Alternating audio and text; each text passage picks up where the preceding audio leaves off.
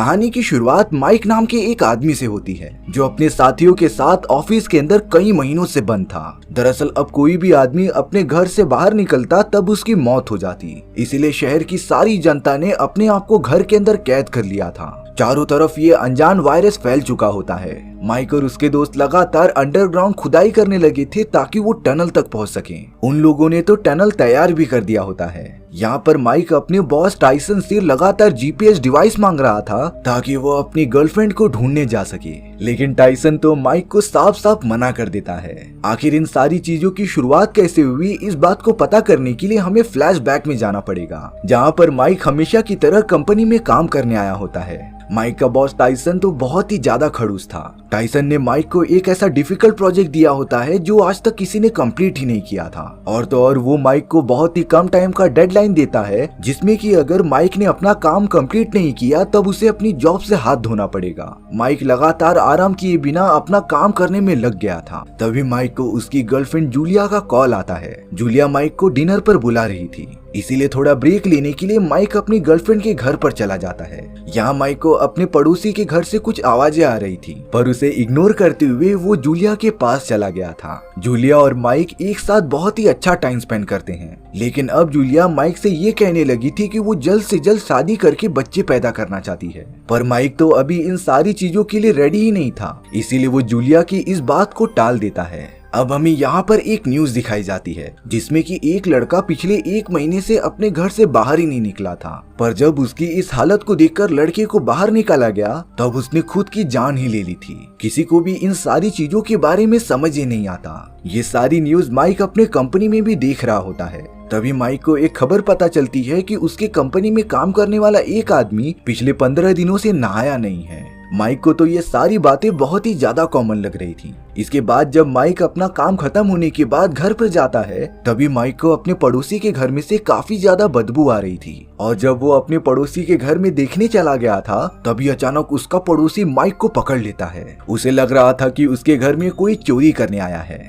लेकिन माइक को देखकर वो उसे छोड़ देता है। माइक का पड़ोसी बता रहा था कि वो पिछले 1 महीने से घर से बाहर ही नहीं निकला है, क्योंकि उसे लग रहा था कि बाहर निकलने पर उसे कोई मार देगा। माइक को तो अब इन सारी बातों पर शक होने लगा था। अब अगले दिन जब माइक अपने कंपनी में आता है तब उसे पता चला कि वो आदमी जो 15 दिन से नहाया नहीं था वो इतने दिनों तक ऑफिस से बाहर ही नहीं गया होता। सारे सिक्योरिटी गार्ड्स उसे पकड़कर बाहर निकाल रहे थे। वो बूढ़ा आदमी बहुत ही ज्यादा रिक्वेस्ट करता है कि उसे बाहर ना निकाला जाए, पर उसे जबरदस्ती बिल्डिंग के बाहर कर दिया गया था। पर तभी अचानक उस बूढ़े आदमी की सांस रुकने लग जाती है। वो तो एकदम से मरने की हालत में हो गया था। माइक जब ये सारी चीजें देखता है तब उसने सिक्योरिटी गार्ड को अंदर लाने के लिए कह दिया था, पर जब तक वो बूढ़ा आदमी बिल्डिंग के अंदर आता उसकी जान चली गई थी, और ये हो न हो जरूर बाहर निकलने की वजह से हुआ होगा। यहाँ पर सरकार ने पूरे देश में ऐलान कर दिया था कि चारों तरफ एक ऐसी बीमारी फैल चुकी है जिसके अंदर सभी लोग अपने घर में ही रहना पसंद करते हैं, और अगर वो बाहर निकल रहे थे तो उनकी जान को खतरा था। लेकिन बाकी लोग जो नॉर्मल बिहेव करते हैं वो अपना काम करते रहे।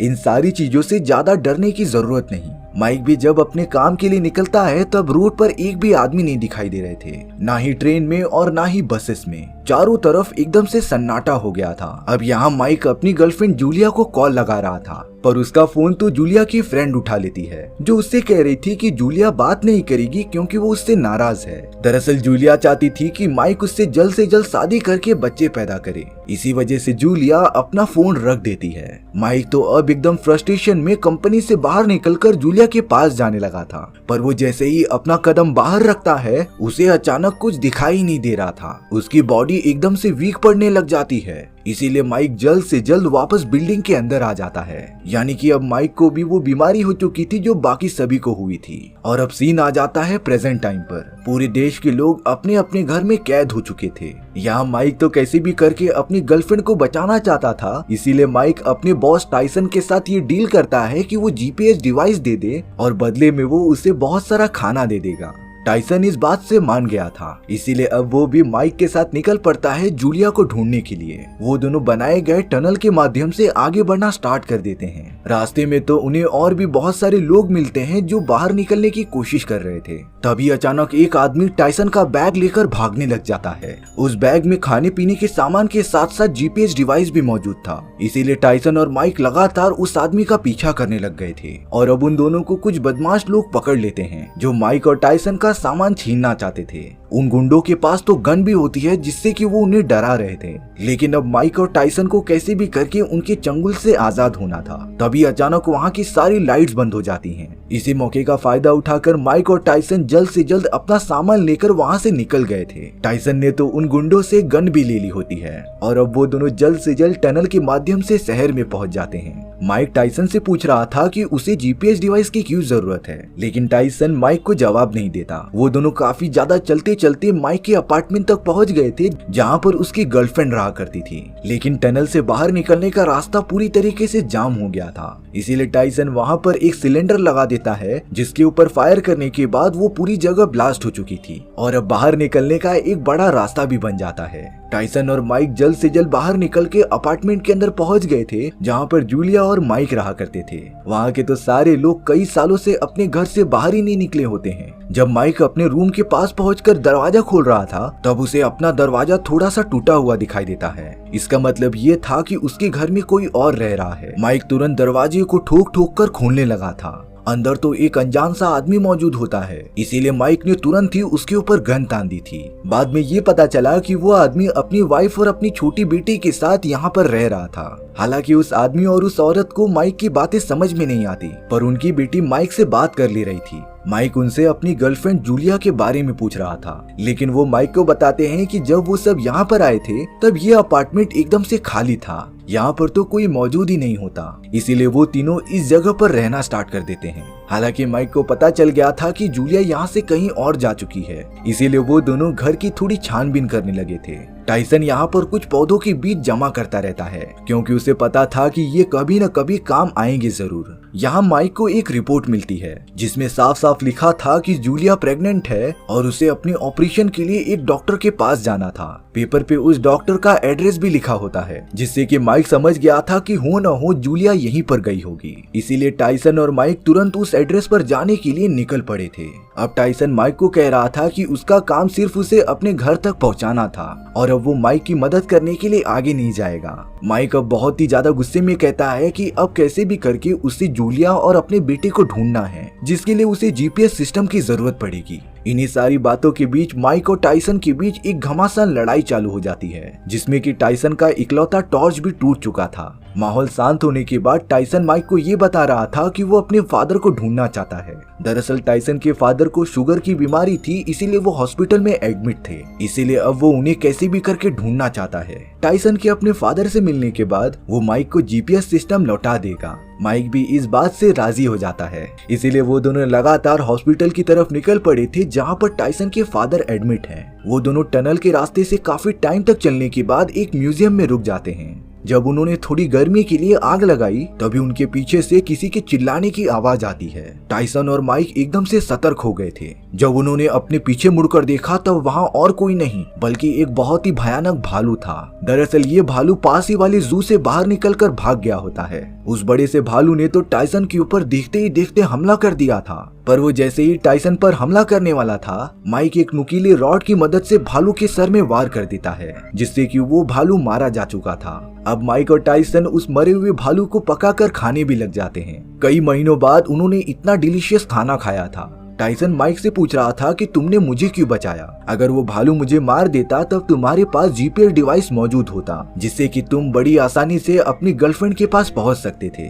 लेकिन माइक ने ऐसा बिल्कुल नहीं किया, इसीलिए टाइसन उसका शुक्रगुजार होता है। अब भरपेट खाना खाने के बाद वो दोनों अपना रास्ता तय करने लग जाते हैं। रास्ते में उन दोनों को कुछ लोग आते हुए दिखाई देते हैं। टाइसन और माइक को बात करने पर पता चला कि उनमें से कुछ लोग घायल हैं, इसीलिए टाइसन उनसे कह रहा था कि वो जल्द से जल्द पास ही वाले हॉस्पिटल में चले जाएं। पर वो लोग टाइसन को बताते हैं कि हॉस्पिटल पूरी तरीके से जल चुका है। टाइसन तो इस बात से बहुत ही ज्यादा डर गया था क्योंकि उसके फादर भी उसी हॉस्पिटल में मौजूद थे। टाइसन टाइसन अब भागा भागा बिल्डिंग के एकदम टॉप पर चला जाता है, जहाँ से वो उसी हॉस्पिटल को देखने लगा था। वो हॉस्पिटल रियलिटी में पूरा जलकर राख होने लगा था। टाइसन तो अंदर से पूरा टूट चुका होता है, क्योंकि अब उसे पता था कि वो अपने फादर को नहीं बचा पाएगा। टाइसन अपने फादर के मरने से पहले उन्हें आखिरी बार देखना चाहता था, पर अब उन्हें कोई भी बचा ही नहीं सकता। टाइसन तो बिल्डिंग का शीशा तोड़कर वहां से कूदकर अपनी जान देने की सोच रहा था, लेकिन माइक ने कैसे भी करके टाइसन को रोक रखा था। टाइसन अपनी जान इसीलिए देना चाहता था क्योंकि अब उसके लाइफ में कोई मकसद ही नहीं है, और अब वो माइक को जीपीएस डिवाइस लौटा देता है, जिससे कि वो अपनी गर्लफ्रेंड जूलिया और अपने बच्चे तक पहुंच सके। टाइसन ने माइक से कहा कि कुछ भी हो जाए तुम्हें अपने परिवार वालों को बचाना ही होगा। इसीलिए अब माइक बिना कुछ सोचे समझे उस मॉल के अंदर चला जाता है, जहाँ पर जूलिया और उसकी एक फ्रेंड मौजूद थी। माइक उस एड्रेस को फॉलो करते हुए लगातार आगे बढ़ना स्टार्ट कर देता है। रास्ते में उसे ऐसी ऐसी जगहें मिल रही थी जो पूरी तरीके से डिस्ट्रॉय हो चुकी होती हैं, और अब जीपीएस डिवाइस को फॉलो करते हुए माइक उस मॉल के अंदर पहुंच चुका था जिसमें उसकी गर्लफ्रेंड मौजूद थी। यहाँ माइक को जरा भी अंदाजा नहीं होता कि कुछ लोग उसका पीछा कर रहे हैं, और अब माइक सीधा सुपरमार्केट में पहुंच जाता है। सुपरमार्केट में तो बहुत सारे लोग छुपे हुए थे, जिन्होंने बहुत सारे बैरिकेड्स लगा दिए थे ताकि कोई अंदर ना आ सके। वो सभी लोग माइक से उसके बारे में पूछने लग जाते हैं। माइक ने साफ साफ बता दिया था कि वो अपनी गर्लफ्रेंड को यहाँ पर ढूंढने आया है। वो तो अपनी गर्लफ्रेंड को लेकर तुरंत ही यहाँ से चला जाएगा। तभी अचानक वो लोग जो माइक का छुपके छुपके पीछा कर रहे थे, वो सुपरमार्केट में आकर सारी चीजें लूटने लग जाते हैं, क्योंकि उन सभी लोगों को पता था कि माइक उन सभी के पास जरूर जाएगा जिनके पास खाना मौजूद होगा। देखते ही देखते सारे लोग एक दूसरे पर हमला करने लग गए थे। चारों तरफ तबाही का माहौल हो जाता है। पर तभी माइक को यहाँ पर जूलिया की एक फ्रेंड मिल गई थी, जो माइक को बताती है कि जूलिया इसी मॉल के अंदर मौजूद है। पर अब देखते ही देखते वहाँ की सारी चीजें नीचे गिरने लगी थी। सभी लोग बड़ी बड़ी दीवारों के नीचे दबकर मारे जा रहे थे। माइक जूलिया की फ्रेंड को लेकर तुरंत यहाँ से निकलने की कोशिश करने लग जाता है, लेकिन अब चारों तरफ तबाही होने की वजह से जूलिया की फ्रेंड मारी जाती है। यहाँ माइक के ऊपर तो एक लड़का उसके ऊपर वार करने लग गया था। वो जैसे ही माइक के ऊपर चाकू मारने जाता है, तभी अचानक टाइसन पीछे से आकर उस लड़के को दूर फेंक देता है, जिससे कि माइक की जान बाल बाल बची थी। टाइसन ने तो उस लड़के को नहीं मारा क्योंकि वो बहुत ही ज्यादा छोटा था। टाइसन उसे चले जाने के लिए कहता है। इसके बाद वो लड़का वहाँ से भाग गया था। इन सभी धक्का मुक्की में टाइसन को भी काफी ज्यादा चोट लग जाती है, पर वो दोनों कैसे भी करके एक सिनेमा हॉल में पहुंच गए थे। टाइसन बहुत ही ज्यादा घायल हो चुका था, इसीलिए माइक उसे एक सीट पर बिठा देता है। माइक तो अब जाकर जूलिया को लगातार ढूंढने लगा था। यहाँ वो जैसे ही खिड़की के बाहर देखता है, तभी उसे एक दूसरे घर के अंदर कोई लड़की दिखाई दे रही थी। थोड़ा ध्यान से देखने के बाद माइक को ये पता चल जाता है कि वो और कोई नहीं बल्कि जूलिया है। माइक जूलिया को लगातार आवाज देने लगा था। जूलिया ने भी थोड़ी देर बाद माइक को देख लिया था। वो दोनों इस बात से बहुत ही ज्यादा खुश हो जाते हैं। माइक तो ये सारी बात बताने के लिए टाइसन के पास चला जाता है, लेकिन टाइसन बहुत ही ज्यादा घायल होने की वजह से अपनी आखिरी सांसें ले रहा था। टाइसन माइक को कहता है कि वो उसे छोड़कर अपनी गर्लफ्रेंड के पास चला जाए, और अब थोड़ी देर बाद ही टाइसन की जान चली गई थी। माइक को ये बात पता थी कि वो घर से बाहर नहीं निकल सकता, पर अब उसे कैसे भी करके रूट क्रॉस करना होगा और जूलिया के पास पहुंचना होगा। इसीलिए वो जरा भी नहीं सोचता और घर से बाहर निकल जाता है। माइक को तो थोड़े ही टाइम में चक्कर आने लगा था और उसकी आंखें धुंधली होने लगी थीं, लेकिन उसके कदम रुकते ही नहीं, और अब कुछ ही टाइम में माइक एकदम बेहोश हो चुका था। लेकिन उसे अपने सामने जूलिया दिखाई देने लगती है, यानी कि माइक ने कैसे भी करके उस पूरे रोड को क्रॉस कर दिया था। माइक और जूलिया इतने टाइम बाद मिलकर बहुत ही ज्यादा खुश हो जाते हैं, और अब वो दोनों उसी बिल्डिंग के अंदर साथ साथ रहने लग गए थे। देखते ही देखते कई साल बीत जाते हैं। माइक और जूलिया का तो एक बहुत ही प्यारा बेटा भी हो चुका था। माइक ने टाइसन द्वारा जमा किए गए बहुत सारे बीज लगाकर पौधे उगा दिए थे, जिससे कि उन्हें समय समय पर खाने की चीजें मिलती रहती थीं। कुछ टाइम बाद माइक को ये पता चलता है कि भले ही वो सारे लोग बाहर नहीं निकल सकते, लेकिन उनका बेटा आसानी से बाहर जाकर खेल कूद सकता था, जिसका मतलब ये होता है कि आने वाले जनरेशंस पर इस बीमारी का असर ही नहीं होता था। और अब हमें पूरे 10 साल बाद का सीन दिखाया जा रहा था, जहाँ पर माइक और जूलिया का बेटा काफी बड़ा हो चुका होता है।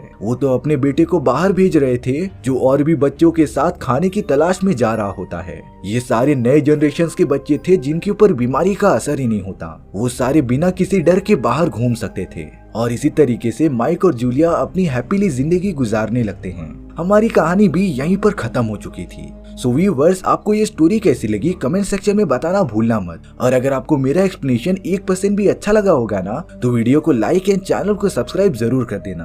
तो मिलते हैं नेक्स्ट वीडियो में। सी या।